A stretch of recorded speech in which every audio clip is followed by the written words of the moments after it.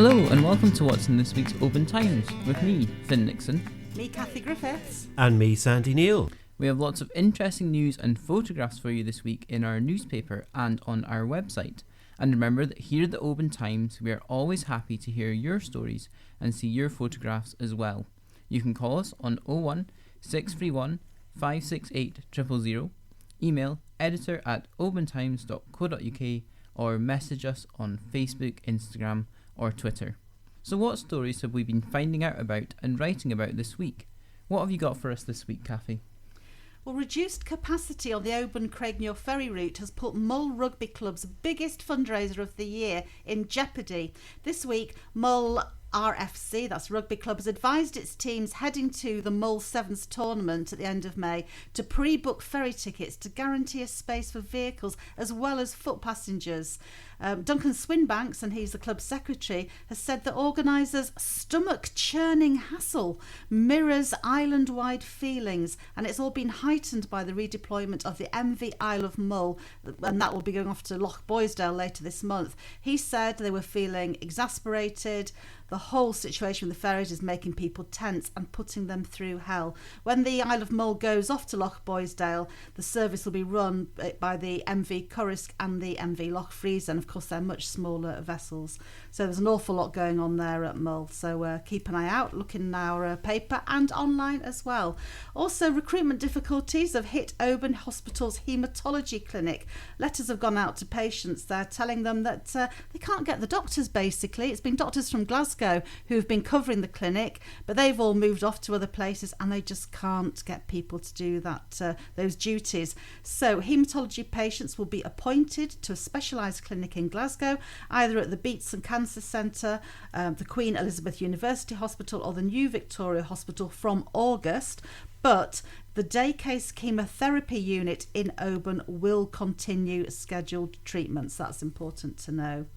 Now, on Saturday, if you're looking for a little something to do, you might like to go over to Lismore, because the island's firefighters are marching 8 miles from one end of the island to the other to raise enough money to buy a defibrator for the ferry waiting room at Point.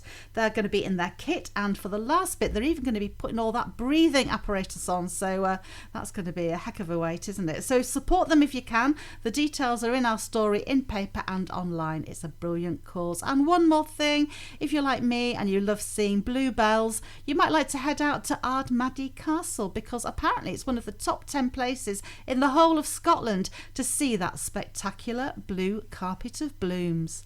Wow, how are you going to follow that? Thanks for that, Kathy. I think with difficulty it's going to be great for people to go out and see all the flowers. So you can read all of the stories that Kathy's mentioned in this week's newspaper and at www.obantimes.co.uk. But what about you, Sandy? What news do you have for us this week?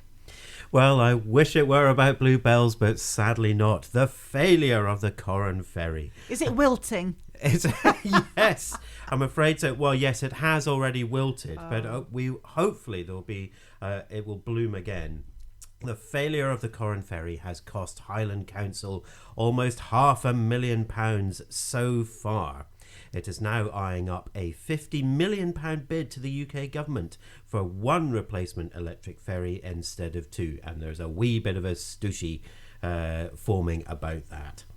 In a Holyrood debate, a rebellion of SNP MSPs voted against a Scottish Government plan to ban fishing and farming in 10% of Scotland's seas. But how did your local MSP vote? Well, you can find out in this week's Oban Times. A Scottish minister is visiting the Isle of Rum this week to hear islanders' views on the future of Kinloch Castle amid a row over a failed sale. You can find out more in this week's Loch Arbor Times. Argyll police officers are being equipped with a medicine which could help to reverse overdoses of some drugs. Meanwhile, Argyll and Bute Council is warning householders to be on their guard if approached by traders offering funding for the installation of home energy products. If you're approached by an installer offering ECO-funded energy efficient improvements to your property and they claim to work in partnership with Argyll and Bute Council, please call the council first to confirm their identity. The number is 01586 555 9 943. That's 01586 555 943. And the northwest of Scotland is hosting a major NATO exercise over the next 3 weeks, with 10 different nations taking part. Exercise Formidable Shield allows NATO and allies to practice working together to defend its European members from ballistic missile threats. And some things never change. The Vikings are set to invade Dunstafnage Castle. What have you got for us, Finn? Well, thanks very much, Sandy. And last week I took a trip across to Lismore, the first time I'd been there, to discover the history of Radio 6 International as it gears up for its 60th anniversary. The radio station is based in Tony Curry's garden in Port Ramsay, from where it broadcasts to 208 countries around the world. You can find out all about that in the newspaper and online. I've also been hearing from 2 Oban parents who are pushing for a new inclusivity charity to be set up in Argyll.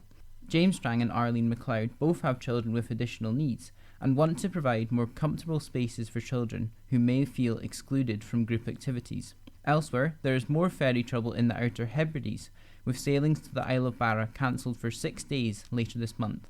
This is due to works needed to replace the wire lifting ropes at the Castle Bay link span. In the sport, there was heartbreak for the Oban Lorne ladies in the National Plate final in Edinburgh, despite a superb performance which made the town proud. We have a full report and lots of fantastic photographs from the day this week. The North Argyll Cycle Club also organised another successful time trial event at Loch Craignure, with Matisse Robertson and Alison Roger fastest man and women around a hilly circuit. Keeping with cycling, and we also have a preview of the Oban Sportive, before cyclists travel to Argyll for the event starting on the 20th of May. In football, Jacob McIntyre, who is the grandson of a founding member of Oban Saints, is making huge strides as part of the Scotland's under-17s national team. John McPhee was also in action in Barcelona. We have a report from last weekend's sail round Kerrera, which launched the Oban Sailing Club season, and there's the latest darts roundup. You can read all these stories and more at www.obantimes.co.uk or by picking up a newspaper in local shops and garages. And don't forget, if you have a story, get in touch. You can call us on 01631 568 000, email editor@obantimes.co.uk, or message us on Facebook, Instagram or Twitter. That's it from us this week though, so it's goodbye from me, Finn Nixon. Goodbye from me, Kathy Griffiths. And goodbye from me, Sandy Neal. Bye. Bye. Hey, hey. Hey, hey. Hey, hey. Hey, hey. Hey, hey.